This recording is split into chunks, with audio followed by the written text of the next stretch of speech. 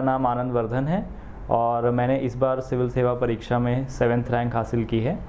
और मेरा सफ़र ऐसा 4 साल का रहा है जिसमें कि मेरा 4th अटैम्प्ट था ये, और मेरे 3 अटैम्प्ट्स पब्लिक एडमिनिस्ट्रेशन ऑप्शनल के साथ थे, और इस बार मैंने पॉलिटिकल साइंस ऑप्शनल से ये एग्ज़ाम क्लियर किया है।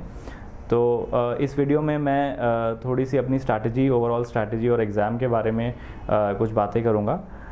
तो सबसे पहली चीज़ मैं जो आपको ये कहना चाहता हूँ कि प्रीलिम्स और मेंस में जो सबसे पहले आप फोकस करें वो करंट अफेयर्स पे करना है। तो मेरे पास बहुत सारी क्वेरीज़ आई हैं कि करंट अफेयर्स को फॉलो करने का बेस्ट तरीका क्या है, न्यूज़पेपर पढ़ने का बेस्ट तरीका क्या है। तो मैं इसमें यही कहना चाहूँगा कि करंट अफेयर्स आप जो भी पढ़ें, सबसे पहले तो एक न्यूज़पेपर आप फॉलो करें, चाहे वो द हिंदू हो या द इंडियन एक्सप्रेस हो। और न्यूज़पेपर रीडिंग के बाद प्लीज़ ट्राई कि आप नोट्स बना सकें उन टॉपिक्स का।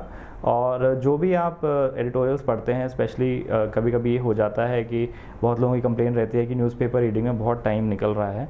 तो अगर ऐसा हो रहा है आपके साथ तो आप एडिटोरियल्स पढ़ सकते हैं, एडिटोरियल्स के नोट्स बना सकते हैं, और यू कैन कंटिन्यू दैट। आप अगर 5-6 महीने लगातार, 1 साल लगातार ये प्रोसेस कर सकते हैं तो आपका करंट अफेयर्स वाला सेक्शन काफ़ी स्ट्रॉन्ग हो जाएगा। इसके अलावा आप कुछ मंथली सप्लीमेंट्स जो मार्केट में अवेलेबल हैं, ऑनलाइन भी अवेलेबल हैं, उनको रेफ़र कर सकते हैं और उससे अपनी प्रिपरेशन को सप्लीमेंट कर सकते हैं। तो जो आपके खुद के नोट्स हैं और जो मार्केट में नोट्स अवेलेबल हैं, इनको मिला के आपका करंट अफेयर्स सेक्शन स्ट्रॉन्ग हो जाएगा। तो ये यूज़फुल रहता है प्रीलिम्स में भी और मेंस में भी। इसके अलावा प्रीलिम्स के लिए मुझे ऐसा लगता है कि मॉक टेस्ट्स प्रैक्टिस करना बहुत इंपॉर्टेंट है। अपार्ट फ्रॉम जो आपकी स्टैंडर्ड बुक्स हैं, जो हम हिस्ट्री के लिए बिपिन चंद्रा रेफ़र करते हैं, पॉलिटी के लिए लक्ष्मीकांत करते हैं, ज्योग्राफी के लिए 11th 12th की NCERTs और GC लियोंग रेफ़र करते हैं, कल्चर के लिए परहैप्स नितिन सिंघानिया की नोट्स और क्लास 11th NCERT रेफ़र करते हैं, एनवायरनमेंट के लिए शंकर IAS की कोई बुकलेट्स रेफ़र करते हैं। इन सब सोर्सेज़ को आप please go back to them again and again, इनको रिवाइज़ कीजिए, बिकॉज़ सब कुछ रिवीजन में है। अगर आप रिवाइज़ नहीं करेंगे तो चीज़ें स्लिप हो जाएंगी आपके दिमाग से। और मैं पर्सनली कम से कम 3 रिविजन्स करता था बिफोर अटेम्प्टिंग, और मैंने प्रीलिम्स 4 बार लिखा है और चारों बार क्लियर किया है, 2 times with CSAT and 2 times without CSAT marks being counted. तो प्रीलिम्स क्लियर करने का एग्ज़ाम में क्या माइंडसेट होना चाहिए, आप एग्ज़ाम में कोई प्री कंसीव्ड नोशन लेके मत जाइए कि कट ऑफ इतना ही रहेगा। आप पेपर देखिए, पेपर को उसके मेरिट्स पे इवैल्यूएट कीजिए और उतना ही क्वेश्चंस अटेम्प्ट कीजिए जितना आप कॉन्फिडेंट हैं, और थोड़ा बहुत कैलकुलेटेड रिस्क आप ले सकते हैं। इसके बाद मेंस एग्ज़ाम के लिए सबसे इम्पॉर्टेंट है आंसर राइटिंग। तो भले ही आपने कितनी भी बुक्स पढ़ी हों, 2 एस्पेक्ट्स हैं जिस पे आपको सबसे ज़्यादा फोकस करना है मेरे हिसाब से। पहला एस्पेक्ट ये है कि जो भी आप बुक्स पढ़ रहे हैं, जो भी आपके सोर्सेज हैं, उसके कुछ नोट्स बना लीजिए, क्योंकि मेंस एग्ज़ाम जब होगा उस 1 हफ़्ते के बीच में आपका जो रिवीजन होगा वो बहुत आसान हो जाएगा अगर आपके पास कुछ हैंडमेड नोट्स होंगे अपने खुद के। और नोट्स हमेशा खुद से बनाइए, बिकॉज़ वो सबसे फेमिलियर रहते हैं आपके लिए। उसके अलावा मेंस में आंसर राइटिंग बहुत इंपॉर्टेंट है। क्वेश्चंस की प्रैक्टिस करना कि किस तरह के क्वेश्चंस एग्ज़ाम एनवायरनमेंट में आते हैं, और the best way is to take, कोई हर हफ्ते आप एक टेस्ट लीजिए, 3 घंटे का टाइम फ्रेम रखिए अपने लिए, बहुत स्ट्रिक्ट। और आप कोई कोचिंग क्लासेस भी ज्वाइन कर सकते हैं, कहीं पे आप कोचिंग में भी जाके टेस्ट लिख सकते हैं।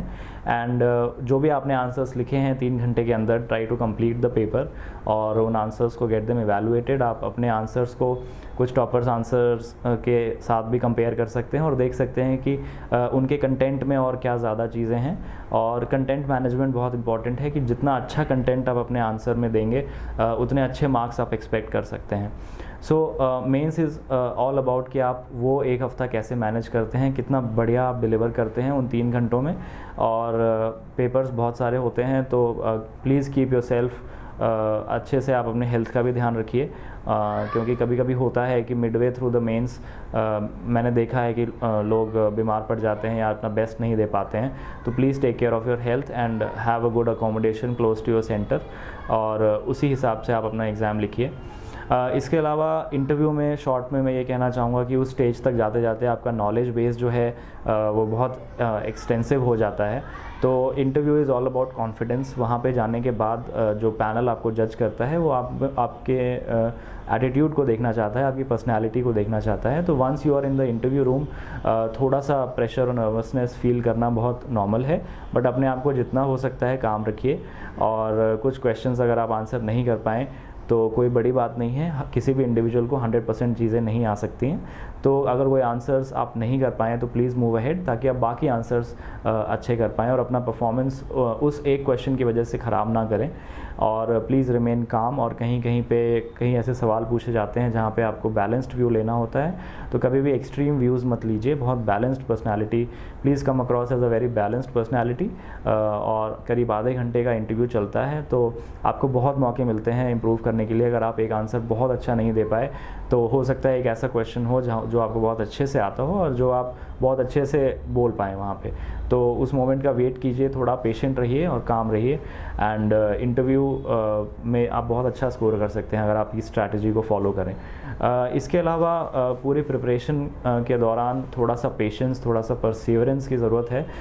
बहुत ऐसे ब्रिलियंट लोग हैं जो फर्स्ट अटेम्प्ट में भी एग्ज़ाम क्लियर कर लेते हैं, लेकिन आई वुड से दैट कभी कभी इस प्रोसेस में समय लग जाता है। तो please be patient, please understand कि बहुत सारे फैक्टर्स जब एक साथ वर्क करेंगे तब आपके लिए बहुत अच्छा रिज़ल्ट आएगा।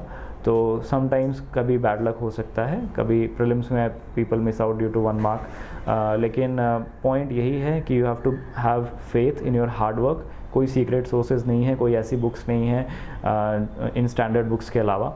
तो इन्हीं को रिवाइज़ करते रहिए। अपना करंट अफेयर्स पार्ट पे बहुत स्पेशल ध्यान दीजिए और अपनी हेल्थ का ध्यान रखिए प्रिपरेशन के दौरान। और ये सब जो फैक्टर्स हैं, ये सब साथ में जब कल्मिनेट होंगे तो you will get a very good result at the end of the day. And this is all I have to say about the preparation. And कुछ क्वेरीज़ हैं तो आप डेली नॉलेज ट्रैक को मेल कर सकते हैं, पूछ सकते हैं, चैनल सब्सक्राइब कर सकते हैं। We have a lot of videos, a lot of strategy being shared by a lot of toppers here. Thank you so much.